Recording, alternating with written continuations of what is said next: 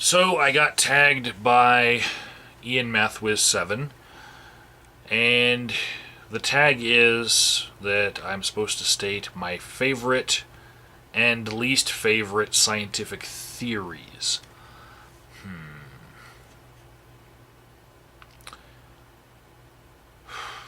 Now I'd have to say like the most important scientific theory would be the theory of evolution. Like, and I really think that it's more important going forward for what it actually entails in the realm of computer programming, how that theory gets applied there. The uh, the theory is a lot more robust than many other theories. Let's see.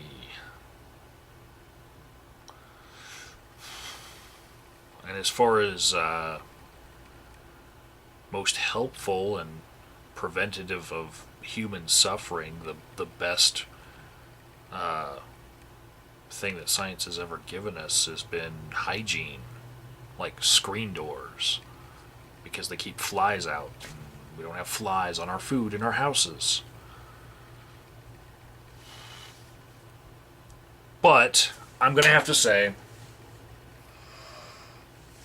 I'm going to start with my least favorite scientific theory. My least favorite is psychoanalysis, and really from the school of Freud psychoanalysis. Anything that leads to the interpretation of dreams and symbolism, to me, gets very close to having no scientific merit, and looking a lot like astrology. You might as well read tea leaves and look up someone's astrological sign and see whether the moon is in the right place, and then tell them something based on that if you're going to look at what was in their dreams. And then have somebody else interpret it through their mind and their experiences, and then tell them something about themselves. It's bullshit, really. 100 years of people sitting on couches listening to each other bullshit, and although I can see the therapeutic qualities of just talking with someone, um, some of the some of the theories that some psychologists have used have been completely bullshit. Um, the Oedipal complex. It's famous, but really, I don't see it being well grounded. But yeah, it's the interpretation of dreams in psychoanalysis, all the way through Gestalt theory. Now, I like Jungian psychology with archetypes. Like, you have this archetype of uh, a set of black eyes, right? So if you were to come across a picture blown up on the screen, I'm not going to do any post edit, but if this picture was blown up on the screen of a bull charging at you with its two big dark eyes, or a shark with its two big dark eyes, or a giant grasshopper right here with two eyes right here, or a gray alien, with the two giant eyes on that alien head. I think that that archetype in Jungian psychology really does touch on something that we have. It's nature. It's inherited that we have these pictures that we associate with danger. And as far as inborn traits and psychology, that's about as much. Jungian psychology is to me the most grounded, it rings true to me. As far of all the people who dabbled in psychoanalysis, he seemed to be onto something there. And most of his archetypes, like just plain darkness, when darkness comes over things, when you see something that's black, you might associate it with being bad. Um, Red being associated with lust and bloodlust, and when you're in the middle of a fight, you see red, you go for it. Um, and red drawing people to food. It's the archetypes that he would make and try to describe. I think other people picked up the ball and carried it even further, but that is the best that ever came from psychoanalysis, really, from that entire field. Um, and to contrast that, my favorite theory would be radical behaviorism in the school of thought of B.F. Skinner and Watson, because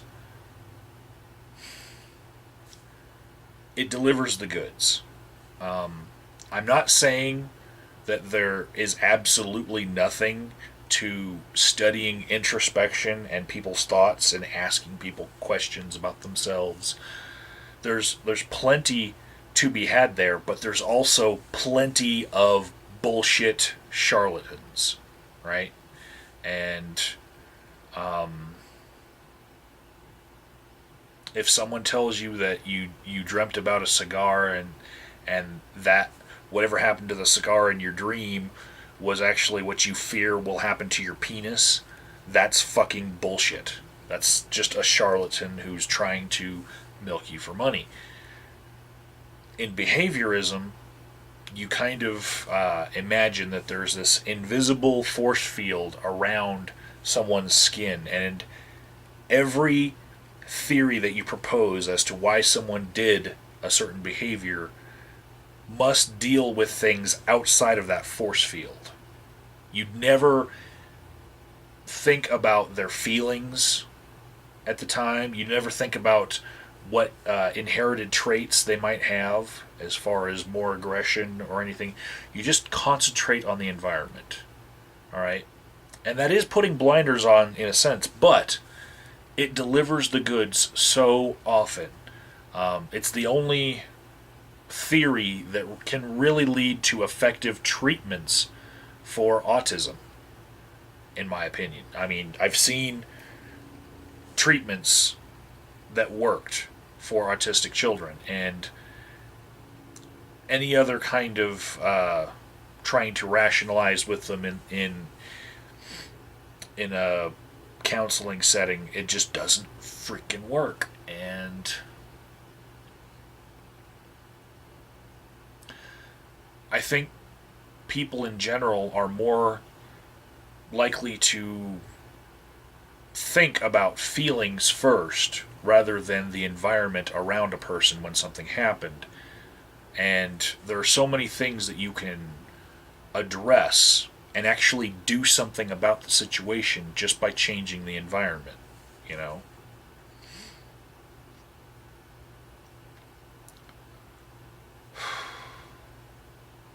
And I like, thinking that the treatment that we're going to propose for someone's problem is not going to be, well, time's up, we'll talk to you next time, we were making progress, and then just keep on repeating that week after week. I like to think that, we look at where they are in their life, follow them, and then say, okay, we're going to change this part of your environment and see if that helps. It feels to me like it's doing something rather than just talking about it. And I like the utility of behaviorism. So that's why it's my favorite. So, got to tag some people. Unfortunately for me, the person who I would have tagged me, and there's no tag backs. So, I'm going to pick 3 people who will take this tag seriously because I don't need any recovering drama whores like myself. By the way, I just today got my 7-day chip from Dramaholics Anonymous. I'm going to pick Levio Shock, Hatred 42, and let me think. I'm going to pick the Ginger Atheist. And I will put links to all of them in the description box. And I know that they will all take this tag as seriously as Ian and I did.